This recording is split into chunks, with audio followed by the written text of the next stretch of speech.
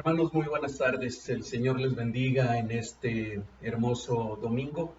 Gracias por acompañarnos a través de este medio. Gracias a Dios que podemos estar unidos a través de esta tecnología. Anhelamos ya que podamos reanudar nuestras reuniones, que podamos reanudar nuestros cultos, nuestros servicios de adoración a Dios en comunión, en coinonía, todos juntos en el lugar donde solíamos hacerlo. Pero tenemos que entender los tiempos, tenemos que entender las sazones de los tiempos también y entender que este es un tiempo diferente, pero en el cual, sin embargo, la palabra de Dios no ha quedado confinada, aunque nosotros lo estemos en nuestros hogares y alabamos y glorificamos su nombre porque tenemos esta libertad para hacerlo, porque tenemos esta libertad para acercarnos a su palabra y también esta libertad para predicar su palabra, tal vez de una manera diferente, pero quizá también de una manera que puede llegar a personas que de otra manera no estaría llegando. Así que vamos a disponer nuestros corazones, vamos a disponer nuestras mentes para acercarnos a la palabra de Dios y para ser instruidos y alimentados por ella. Así que les pido por favor que me acompañen a orar. Padre nuestro, Señor, que estás en los cielos y que estás aquí en medio de nosotros, nos acercamos nuevamente a ti, agradeciéndote todas tus bondades, agradeciéndote, Señor, todas las bendiciones que derramas en nuestra vida, agradeciéndote por tu maravillosa presencia. Señor, queremos poner este tiempo en tus manos, suplicarte, por favor, que tú nos hables a través de tu palabra, suplicarte que a través de este medio tu palabra pueda llegar a aquellas personas a las cuales tú deseas que llegue, Señor, aquellos cuyos corazones hayan sido preparados para recibir como buena tierra esta semilla tuya que puede dar fruto para vida eterna. Háblanos, por favor, Señor Espíritu Santo, que tú actúes en el corazón y en la vida de cada uno de nosotros, transformándonos, renovándonos, haciéndonos conforme a tu imagen. Gracias, Padre. Bendice a tu iglesia, por favor. Bendice a tu iglesia en este tiempo. Bendice a tu iglesia a través de esta palabra. Te lo pedimos en el nombre de Jesucristo, nuestro Señor y Salvador. Amén. Amén. Seguimos con esta serie de mensajes, esta serie de sermones alrededor de la primera epístola del apóstol San Pedro, la conocemos más coloquialmente como Primera de Pedro. Hemos comenzado desde hace varios domingos a estudiarla a través de estos sermones, a través de estos mensajes. Y solamente para aquellos que no hubieran escuchado desde el principio, recordarles que esta es una carta que el apóstol Pedro escribe a los que él menciona como los expatriados en la dispersión, aquellos extranjeros que están dispersos. Se refería desde luego al pueblo judío principalmente, que debido a la persecución que se había desatado en Jerusalén, se encontraban ahora en diferentes ciudades, en diferentes comunidades de la provincia de Asia Menor, que era una provincia del Imperio Romano, lo que hoy es el país de Turquía. Pero se refiere a ellos como los expatriados, como los dispersos, los que están en la dispersión.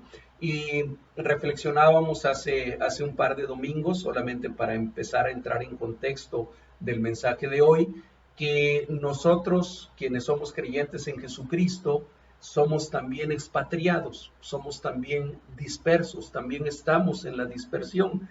Y lo decimos así porque aunque estamos en nuestra patria físicamente, quienes somos mexicanos, estamos en México, sin embargo, este no es nuestro verdadero lugar, este no es nuestro verdadero hogar. Nosotros vamos como peregrinos camino a nuestro hogar.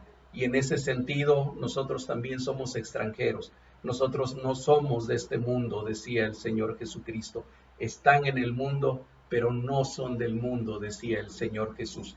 Y hace 8 días yo les mencionaba que en el capítulo 2 de esta epístola de Pedro, de los versículos 11 al 25, podíamos encontrar una serie de preceptos, de indicaciones, de mandamientos que pudiéramos entenderlos como un manual del peregrino, como un manual del extranjero, del que vive fuera de casa y del que va caminando rumbo al hogar.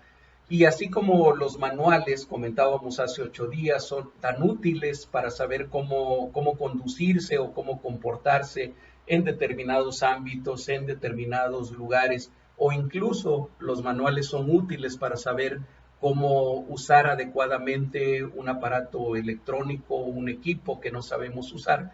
De la misma manera, la palabra de Dios es un manual que hizo el fabricante de nosotros, el fabricante de esta humanidad, que es Dios. Y deberíamos apegarnos a esa palabra, usar ese manual para saber cómo vivir nuestras vidas. Pero de una manera más específica, esta porción de la escritura que estamos ahora estudiando, decíamos, es el manual del peregrino, o por lo menos nos indica, nos habla de 4 preceptos, de 4 indicaciones, de 4 mandamientos de cómo vivir adecuadamente en esta vida. Y hace 8 días vimos los 2 primeros, hablamos que el primero de esos preceptos que se manejan es absténganse, no satisfagan los deseos de la carne. Hablamos sobre a qué se refiere la palabra de Dios con estos deseos de la carne o con estos frutos de la carne. Mencionamos también hace 8 días que el segundo de estos preceptos era el sométanse, y recordábamos Efesios 5:21, a donde dice sométanse unos a otros en el temor del Señor. Y luego habla de aquello que a nuestra carne no le gusta, que es sobre todo someterse a la autoridad. Y hablamos también de cómo toda autoridad ha sido puesta por Dios, ha sido colocada por Dios, y cómo nosotros debemos, en obediencia al Señor, someternos a toda autoridad. De eso hablamos hace 8 días. Hoy vamos a continuar y vamos a tratar de abarcar los otros 2 preceptos, y así que vamos a ir a la palabra y vamos a leer en Primera de Pedro, capítulo 2. Hoy leeremos de los versículos 18 al 25. Primera de Pedro, capítulo 2, versículos 18 al 25. Por favor, ahí en sus casas, tome su Biblia, no solamente me escuche lo que yo voy a leer, lea usted directamente de la palabra. Somos llamados a escudriñar la Escritura, y eso solamente lo podemos hacer teniéndola en nuestras manos. Así que leamos juntos, por favor. Dice así la palabra de Dios: criados, estad sujetos con todo respeto a vuestros amos, no solamente a los buenos y afables, sino también a los difíciles de soportar, porque esto merece aprobación. Si alguno a causa de la conciencia delante de Dios sufre molestias padeciendo injustamente, pues ¿qué gloria es si pecando sois abofeteados y lo soportáis? Mas si haciendo lo bueno sufrís y lo soportáis, esto ciertamente es aprobado delante de Dios. Pues para esto fuisteis llamados, porque también Cristo padeció por vosotros, dejándonos ejemplo para que sigáis sus pisadas, el cual no hizo pecado, ni se halló engaño en su boca, quien cuando le maldecían no respondía con maldición, cuando padecía no amenazaba, sino encomendaba la causa al que juzga justamente, quien llevó él mismo nuestros pecados en su cuerpo sobre el madero, para que nosotros, estando muertos a los pecados, vivamos a la justicia, y por cuya herida fuisteis sanados, porque vosotros erais como ovejas descarriadas, pero ahora habéis vuelto al pastor y obispo de vuestras almas. Bien, continúa el apóstol Pedro en esta carta a los expatriados, dirigiéndose ahora específicamente a lo que la versión Reina Valera 1960 traduce como criados. ¿A quiénes se refería Pedro cuando estaba escribiendo esta carta? Bueno, el contexto histórico en el que se desarrollaban los que escucharon o leyeron por primera vez esta carta de Pedro era muy diferente al contexto histórico nuestro. Para nosotros en la actualidad la esclavitud es algo inconcebible, particularmente en nuestro mundo occidental. Hemos tenido parte de la historia, particularmente en nuestro continente, particularmente en Latinoamérica, parte de nuestra historia ha sido desgarradora, relacionada con la infamia conocida como esclavitud, particularmente en los siglos XVIII, XIX, hubo una situación terrible en la cual particularmente desde algunos países europeos y desde los Estados Unidos de América, iban a las costas de África a hacer lo que nosotros llamaríamos ahora el tipo de secuestro más infame.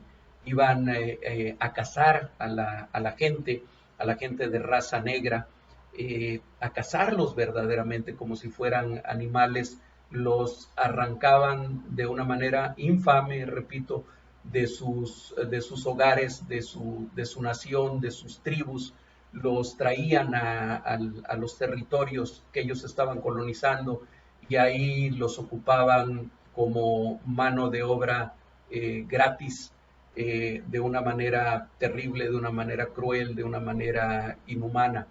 Ese tipo de esclavitud que gracias a Dios ha quedado en el pasado, aunque hoy existen otros tipos de esclavitud, pero ese tipo de esclavitud, déjenme decirles, era muy diferente al tipo de esclavitud que existía en el mundo en el cual se movían los primeros apóstoles en el siglo I de nuestra era. No dejaba de ser esclavitud y no dejaba de ser terrible, pero era un tipo diferente. Digamos que los esclavos eran más parte de la familia, eran más como unos sirvientes que incluso recibían una paga por sus servicios, aunque insisto, no dejaba de ser algo terrible. Ese es más que criados, es a esos esclavos domésticos a los que les escribe el apóstol Pedro. ¿Cuál sería el equivalente en nuestro contexto? Aunque nos suene de que hay una gran diferencia y realmente la hay, pero ¿cuál sería el equivalente en nuestro contexto? Sería empleados, trabajadores, aquellos que brindan un servicio para otros, aquellos que brindan su trabajo honesto, su trabajo profesional o su trabajo técnico para recibir un salario que se están ganando. A ellos es a quienes Pedro les escribe estas palabras, pero escuchemos qué es lo que les escribe y escuchemos cuál es el mandato de la palabra de Dios que viene implícito en este mandamiento, en este precepto que, insisto, es el tercero de nuestro manual del peregrino. Criados, estad sujetos con todo respeto a vuestros amos, no solamente a los buenos y afables, sino también a los difíciles de soportar. Esta expresión que Reina Valera traduce como difíciles de soportar, de una manera más literal sería a los insoportables, a los que nadie soporta. Les dice, sométanse, sujétense, estén sujetos con todo respeto a vuestros amos, no solamente a los buenos y afables, que los había muchos, sino a los que son insoportables. ¿Cuál es el mandato para nosotros ahora? Ya veíamos la semana pasada que todos nosotros estamos bajo autoridad de alguien, puede ser la autoridad gubernamental, puede ser la autoridad de alguna institución. Hablábamos la semana pasada de la institución del matrimonio, de la institución de la familia, de la institución de la misma iglesia, pero aquí está hablando específicamente de que estemos sometidos también, sujetos a la autoridad que tiene que ver con nuestro trabajo, con nuestro empleo, con aquel lugar en el cual nosotros nos desarrollamos profesionalmente o laboralmente. Hermanos, si tú eres hijo de Dios, si tú reconoces a Jesucristo como tu Señor y como tu Salvador, la palabra de Dios te invita a ti a que seas ejemplo ahí en tu trabajo, a que seas alguien que se distingue no porque llega tarde, no porque protesta de todo, no porque permanentemente está buscando su propio beneficio, sino como a alguien que sabe trabajar, que es responsable, que es puntual, que es profesional, que no miente, que no engaña, que no roba, que no trata de hacer lo menos posible, como dice la misma palabra de Dios, no como el que solamente está al ojo del amo, sino como aquel que está sirviendo, no como al hombre, sino como sirviendo al Señor. Eso es parte también de nuestro caminar en Cristo. Eso debe de ser parte también de nuestro andar y de nuestro testimonio.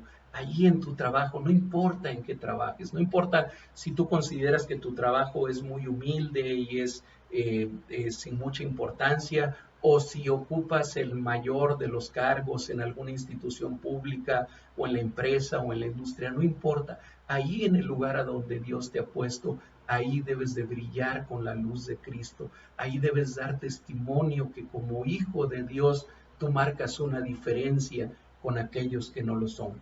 Pero miren, la palabra de Dios aquí pasa de ese contexto, hablemos de tipo laboral únicamente, a un contexto más amplio y comienza a hablar de algo que es importante para nosotros, aprender a soportar la adversidad, aprender a soportar la prueba. Dice eh, el versículo 19, porque esto merece aprobación, refiriéndose a aquellos que actúan con todo respeto no solamente a los amos buenos y afables, sino también a los difíciles de soportar. Dice, porque esto merece aprobación. Si alguno, a causa de la conciencia delante de Dios, sufre molestias padeciendo injustamente. Vamos a dejar un poco el ámbito laboral, porque aquí la palabra empieza a dejar ese ámbito y comienza a ampliarse muchísimo más. Aquellos que padecen injustamente, que padecen de lo que sea, puede ser en el ámbito laboral de un maltrato de parte de un patrón insoportable, de un patrón que no es un buen patrón, que no es un buen jefe, que no es un buen líder, pero puede ser también de aquel que padece injustamente por causa de sus creencias en el Señor Jesucristo, aquel que padece injustamente dentro de su familia por incomprensión, por falta de cariño, por falta de amor dentro de la misma familia, aquel que padece injustamente entre sus vecinos, entre sus coterráneos, porque su forma de vivir es diametralmente diferente a la forma de vivir del mundo.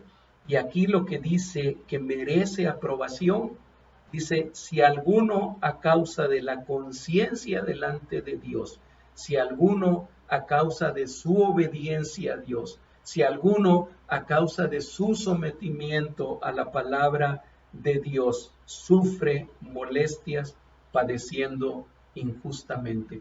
Pudiéramos decir, tratando de explicar este texto, que hay ocasiones en la vida en las que sufrimos molestias, pero a veces las sufrimos justamente. Las sufrimos como una consecuencia de nuestro actuar indebido o de nuestro actuar fuera de la ley o fuera de lo que está establecido. Y bueno, para poner un ejemplo muy burdo, si alguien entra a robar a alguna casa, a algún lugar, es sorprendido por la policía y lo llevan a la cárcel y recibe una condena y tiene que pasar un tiempo determinado en la cárcel y dentro de la cárcel padece de sufrimiento, padece de angustia, padece de dolores. Uno podría decir, bueno, sí está sufriendo, pero realmente es como una consecuencia de sus actos, es como una consecuencia de lo que ha hecho. ¿Cuántas personas hay que padecen de alguna enfermedad que es resultado de sus actos, resultado del adulterio, de la fornicación, de la inmundicia, resultado de los vicios, resultado de satisfacer los deseos de la carne y sufren de determinadas enfermedades? Y uno podría decir, bueno, es una consecuencia de sus actos. Pero hay otro tipo de padecimiento, otro tipo de sufrimiento que podríamos decir que es injusto, que no es merecido. Y pongamos el ejemplo otra vez para seguir con el mismo que tomé hace un momento, de aquel que es metido a la cárcel, que es llevado preso, no por un delito que cometió, sino por una calumnia, por una acusación falsa, o porque simplemente es tomado por las malas autoridades como un chivo expiatorio. Y hay, déjenme decirles que tristemente hay cientos o miles de personas en las cárceles de nuestro país y en las cárceles de todo el mundo que están sufriendo una condena injusta, que no hicieron nada, pero que sin embargo están sufriendo de una condena. Y creo que la palabra de Dios se refiere aquí a ese tipo de padecimiento. Dice, aquel que sufre molestias padeciendo injustamente. Dice, versículo 20, continuamos, pues, ¿qué gloria es si pecando sois abofeteados y lo soportáis? Diciendo, ¿qué chiste tiene eso? ¿Qué tiene de particular? ¿Qué tiene de loable? Si pecando, si haciendo lo malo, si siendo criminal, si violando la ley, sois abofeteados y lo soportáis. Bueno, podríamos decir simplemente estás recibiendo la justa retribución de tus actos. Sigue el versículo 20. Mas si haciendo lo bueno sufrís y lo soportáis, esto ciertamente es aprobado delante de Dios. Si pudiéramos, si quisiéramos resumir en una sola palabra o en un solo verbo este tercer precepto, sería soporten. Soporten la prueba, soporten la aflicción, soporten muchas veces incluso el trato injusto. Saben que gracias a Dios, porque nosotros vivimos en una época en que los derechos humanos son tenidos en alta estima, en que existen instituciones que sirven para defender al que no es culpable, que existen leyes, que existen reglamentos que nos defienden del abuso de las autoridades, pero tal vez esto mismo ha creado en buena parte de la sociedad un espíritu casi permanente de queja, de ser quejumbrosos, de quejarnos prácticamente de todo. Cuando vamos manejando y descuidadamente caemos en un bache porque la calle no está pavimentada, hay veces que eso nos causa enojo, nos causa frustración y comenzamos a hablar inmediatamente de las malas autoridades y del mal gobierno, etcétera, etcétera. Si vamos en el transporte público y estamos demasiado apretados y hace mucho calor y a lo mejor alguien nos empuja, nos molestamos inmediatamente. Se ha creado un espíritu en nuestra sociedad moderna de un afán de confort, de un afán de comodidad, de un afán de la satisfacción rápida y fácil de nuestras necesidades, que nos hemos vuelto muchas veces quejumbrosos. Y saben que aún en el caminar con Dios, que aún en la vida cristiana y en la vida dentro de la iglesia, somos tremendamente quejumbrosos. Somos fáciles, tremendamente fáciles para levantar la voz exigiendo que se respeten nuestros derechos y que se respete nuestro punto de vista. pero muchas veces no somos igual de rápidos para reconocer el derecho del otro o para respetar el punto de vista del otro. Y algo a lo que la palabra de Dios aquí nos está invitando es, hermano, hermana, hijo de Dios, hija de Dios, aprende a soportar. Aprende a soportar lo que es injusto, lo que tú dices, yo no me merecía esto. ¿Por qué me ocurrió esto si yo no me lo merecía? ¿Por qué me ocurre a mí que soy una persona tan buena? ¿Por qué precisamente a mí, no al de enfrente, que no es bueno como yo? Hay veces que así decimos, hay veces que así razonamos, aunque no lo verbalicemos de esa manera, pero ese es nuestro sentir. Y la palabra de Dios, ¿qué es lo que nos dice? Dice que si nosotros soportamos esto, dice, ciertamente es aprobado delante de Dios. Entonces, aprendamos a soportar la prueba, porque es parte de nuestro andar en este peregrinaje. Yo sé que hay miembros de nuestra iglesia en este momento que están pasando pruebas verdaderamente fuertes, verdaderamente difíciles. Y hermano, hermana, a ti te digo, es el momento de soportar la prueba. Es el momento no de preguntar por qué Dios hace esto, por qué Dios permite esto, sino decirle al Señor, gracias porque estás forjando en mí el carácter de Cristo.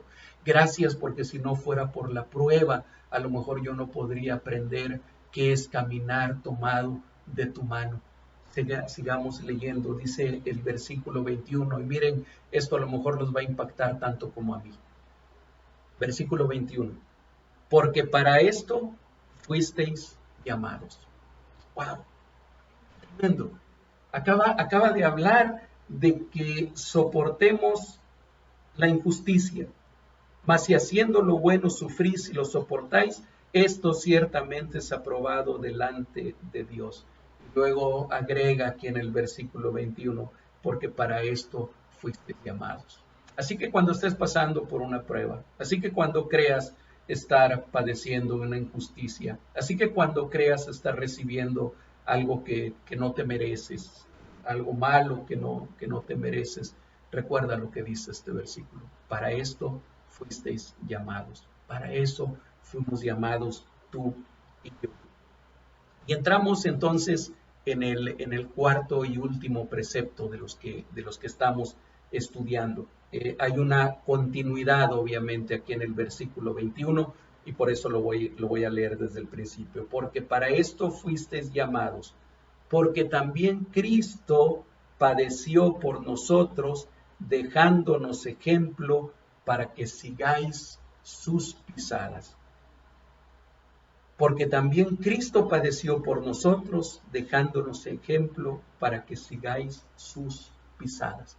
El cuarto y último precepto que vamos a estudiar en esta tarde y en estos 4 preceptos del manual del peregrino es sigan las pisadas de Cristo.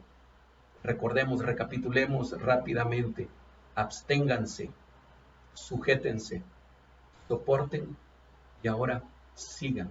¿Sigan qué? Sigan las pisadas de Jesús. Sigue diciendo el versículo 22, el cual no hizo pecado, ni se halló engaño en su boca, quien cuando le maldecían no respondía con maldición, cuando padecía no amenazaba, sino encomendaba la causa al que juzga justamente, quien llevó él mismo nuestros pecados en su cuerpo sobre el madero, para que nosotros, estando muertos a los pecados, vivamos a la justicia, y por cuya herida fuisteis sanados. Tú y yo hemos sido llamados a seguir las pisadas de Jesús. Tú y yo hemos sido llamados a ser seguidores. Eso quiere decir seguir las pisadas de alguien, es ser seguidor de alguien. Hemos sido llamados a andar sobre las mismas huellas que dejó el Señor Jesucristo mientras Él caminó en este peregrinaje, en este mundo.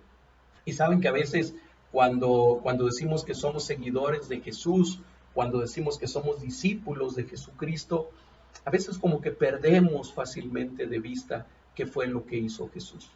ya que fue a lo que vino el Señor Jesucristo.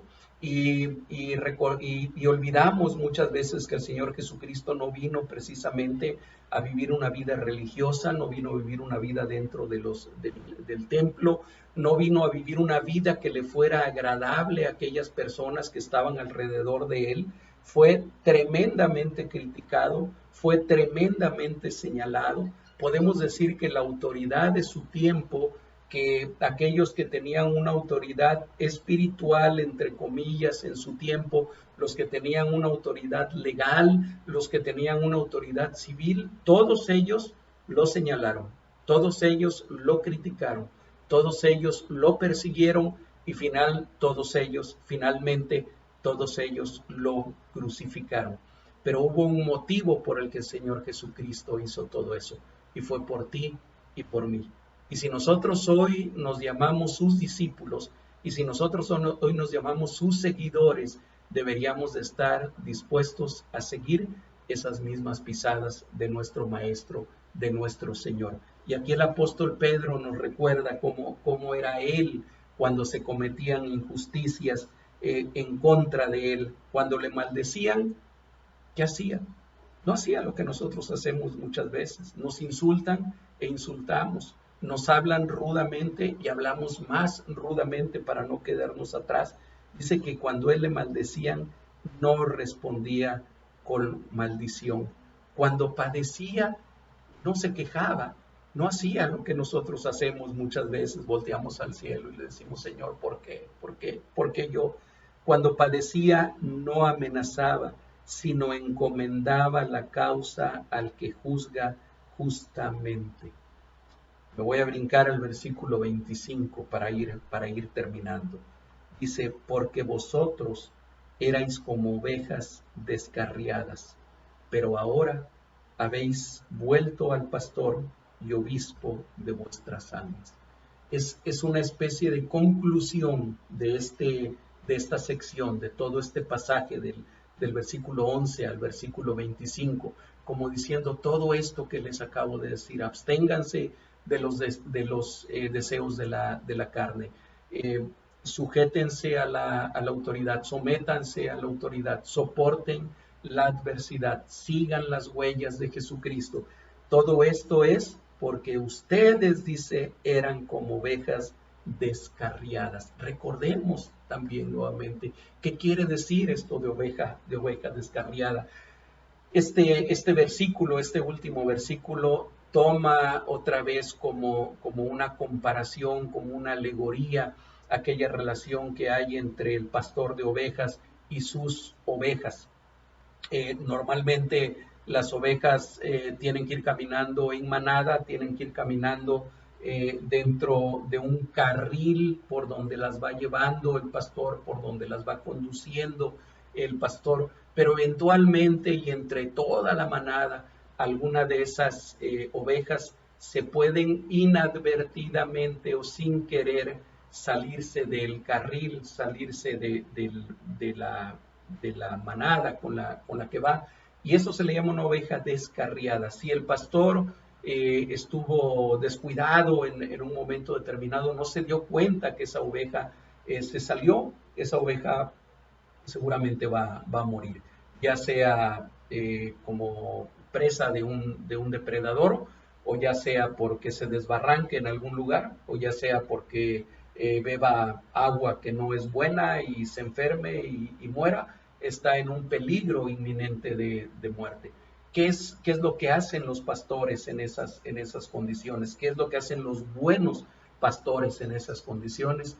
Dejan en un lugar seguro al resto de la manada, dejan en un lugar seguro al grueso de las ovejas y van a buscar a la oveja que se descarrió. Y hermanos, ustedes y yo y todos aquellos que hemos vivido tantos años y tan larga parte de nuestra vida alejados de Dios, éramos ovejas descarriadas. Y aquí Pedro les recuerda a aquellos que les está escribiendo, porque vosotros erais como ovejas descarriadas. Dice, pero ahora habéis vuelto al pastor y obispo de vuestras almas. Déjenme, aquí es indispensable para no causar confusión ir al texto griego. La palabra obispo viene de episcopos. Y episcopos en griego quiere decir el que mira desde arriba. O se puede, por eso a veces se traduce como supervisor.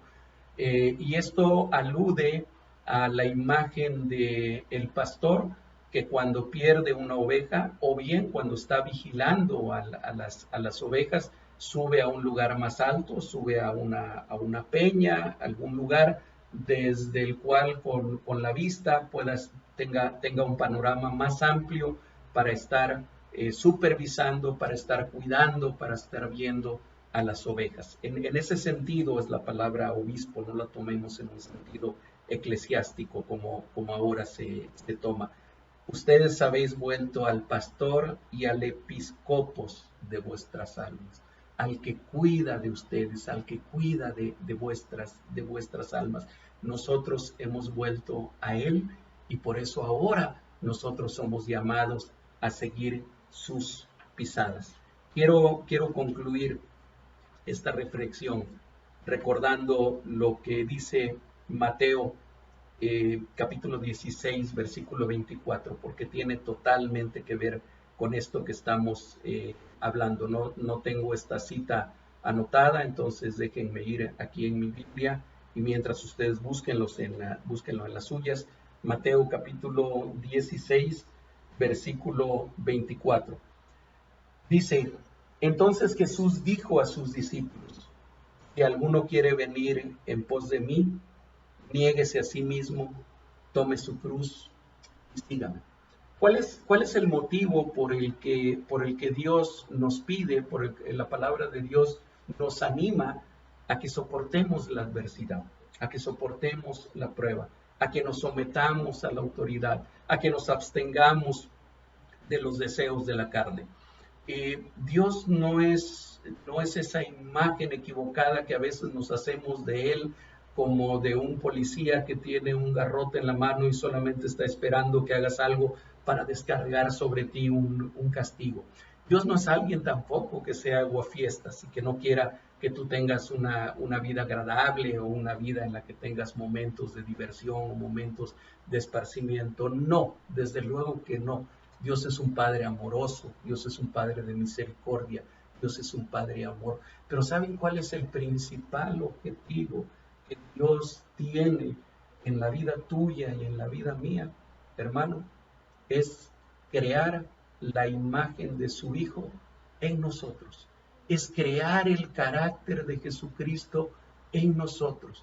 Cuando tú soportas esta prueba que estás a lo mejor atravesando en este momento, y cuando tú la soportas en fe, y cuando tú la soportas en confianza, y cuando tú la soportas en amor, el carácter de Dios se está formando en ti, el carácter de Jesús se está formando en ti. La imagen de su Hijo amado está siendo impresa en ti.